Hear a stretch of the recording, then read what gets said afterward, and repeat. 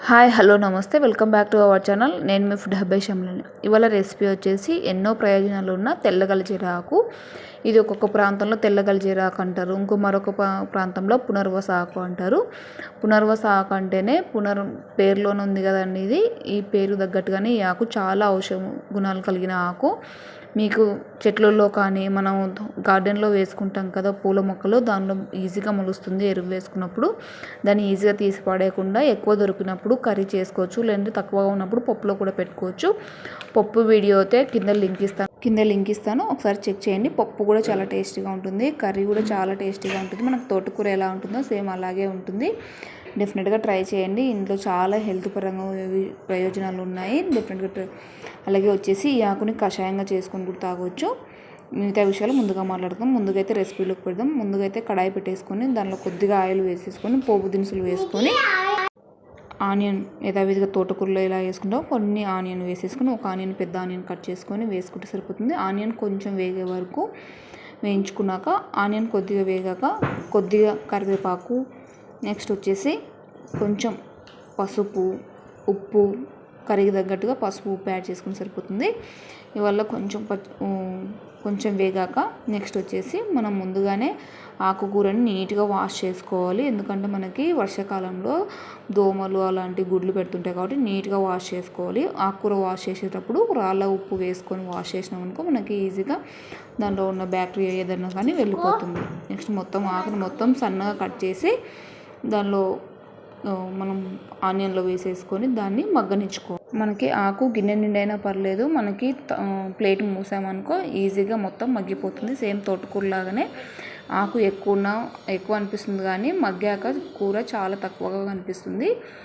ఒక 5 మినిట్స్ అలా ప్లేట్ మూసేసామనుకో మగ్గిపోతుంది. చూసారు కదా, ఈజీగా మగ్గిపోతుంది. మొత్తం కలిపేసుకొని ఆనియన్, పసుపు, ఉప్పు అన్నీ బాగా పట్టే విధంగా బాగా కలుపుకోవాలి.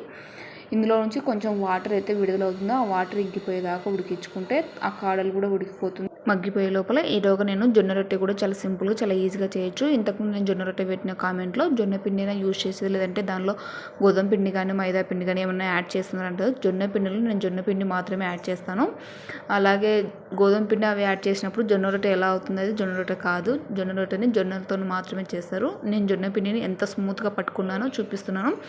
ఇక్కడ వచ్చేసి నేను జొన్న పిండి యూజ్ చేసినాను. జొన్న పిండిలో ఎలాంటివి ఏం కలపలేదు. చూసారు కదా, జొన్న పిండి పిసుకుతుంటే మనం ముద్దలాగా ఫామ్ కావాలి. అలా అంత స్మూత్గా ఉంటేనే మనకి జొన్న రొట్టె అనేది ఫస్ట్ టైం ట్రై చేసినా విరిగినా పర్లేదు, కానీ రొట్టెల మట్టుకు మనకి చేయంగా వస్తుంది.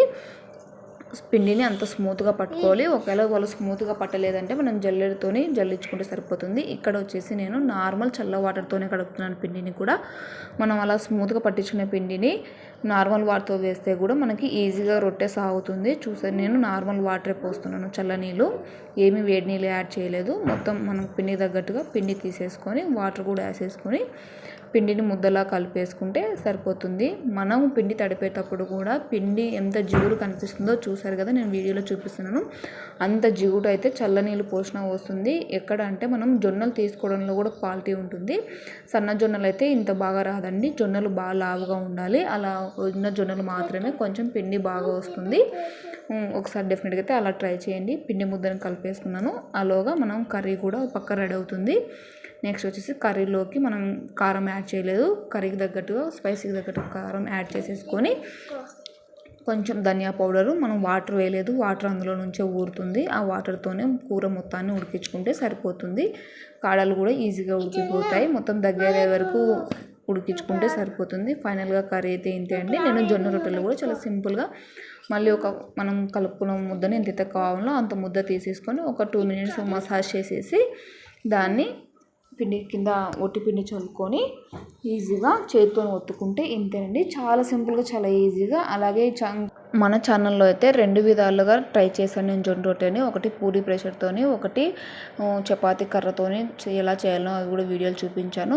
లింక్ అయితే కింద ఇస్తాను, ఒకసారి చెక్ చేయండి. మన ఛానల్లో మరిన్ని రెసిపీస్ అయితే ఉన్నాయి, ఒకసారి చెక్ చేసి మన ఛానల్ అయితే ప్లీజ్ సబ్స్క్రైబ్ చేసుకోండి. ఇంతేనండి. నేను చేతితో రొట్టె ఒత్తేసాను, అక్కడ కర్రీ అవుతుంది. నెక్స్ట్ వచ్చేసి ఇక్కడ పెన్నం వేడయ్యాక దాని మీద రొట్టె చేతితో ఎత్తేసుకొని స్లోగా వేసేసుకుంటే సరిపోతుంది. ఫస్ట్ టైం చేసే వాళ్ళైతే ఇంత పెద్దగా చేయకండి, చిన్నగా చేస్తే చిన్నగా చేసుకుంటుంటే పెద్దగా చేసే కొద్దీ మనకి పెద్దగా వస్తుంది రొట్టెలు. నెక్స్ట్ వచ్చేసి నేను చేతితోనే తడి అంటుతున్నాను. మీరు ఇంకో క్లాత్ తీసుకొని ఆ క్లాత్తోని మొత్తం తుడిచేసుకుంటే సరిపోతుంది. ఇక్కడ పైన ఎక్స్ట్రా పిండి కూడా తీసేయచ్చు. చేతితోనే నేను మాకు అలవాటు కాబట్టి చేతితోనే తీసేసాం. మీరైతే ఫస్ట్ టైం వాళ్ళు కానీ చేతులు కాలుతాయి కాబట్టి క్లాత్ తీసుకొని మొత్తం పిండినంతా తీసేయచ్చు. నెక్స్ట్ వచ్చేసి రొట్టె కాలిందని ఎలా తెలుస్తుందంటే మనకి రొట్టెను వేసాక తడి వేసాక ఆ తడి ఆరాక కొంచెం బబుల్స్ వస్తాయి. ఆ బబుల్స్ వచ్చాక రొట్టెని తిప్పేస్తే సరిపోతుంది. ఇంతేనండి. రొట్టె లోపల కర్రీ కూడా అవుతుంది. ఇదైతే మాది మార్నింగ్ బ్రేక్ఫాస్ట్. చాలా హెల్తీగా చాలా ఈజీ రెసిపీ అండి. ఒక ఎర్లీ కర్రీ అవుతుంది. ఏమంటే నైటే ఆకుకూరలు ఈజీగా కడిగి పెట్టుకున్నామనుకో ఎర్లీ మార్నింగ్ చాలా ఫాస్ట్గా అవుతుంది. కర్రీ రెడీ అవుతుంది. రొట్టె కూడా ఇంతేనండి. చాలా సింపుల్గా చాలా ఈజీగా చేయొచ్చు. ఈ వీడియోను నచ్చితే తప్పకుండా లైక్ చేయండి. మీకు యూజ్ అనిపిస్తే మీ ఫ్యామిలీ మెంబర్స్కి ఫ్రెండ్స్కి షేర్ చేయండి. తప్పకుండా రెసిపీ నచ్చిందే డెఫినెట్గా కామెంట్ బాక్స్లో కామెంట్ చేయండి. ఎలా ఉందో మీరు ఎలా చేసుకుంటారో డెఫినెట్గా కామెంట్ చేయండి. అలాగే జొన్న రొట్టెలు కూడా చాలా ఈజీగా చేయొచ్చు. రాని వాళ్ళకు కూడా నేను 2 లింకులు కింద ఇస్తాను. మీకు ఏదైతే ఈజీ ప్రాసెస్ అనుకుంటారో ఒకసారి ట్రై చేయండి.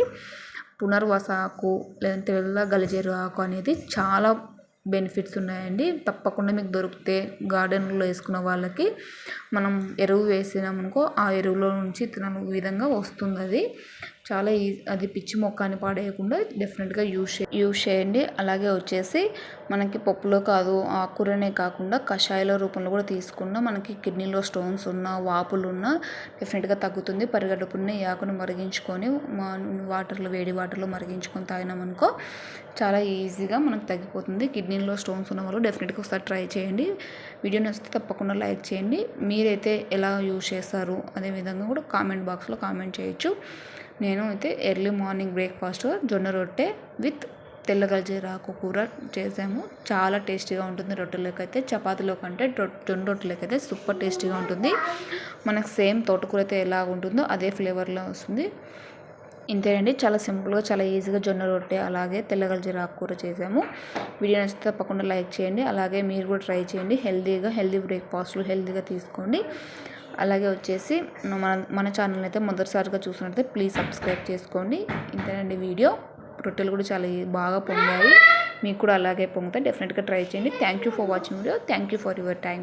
బాయ్.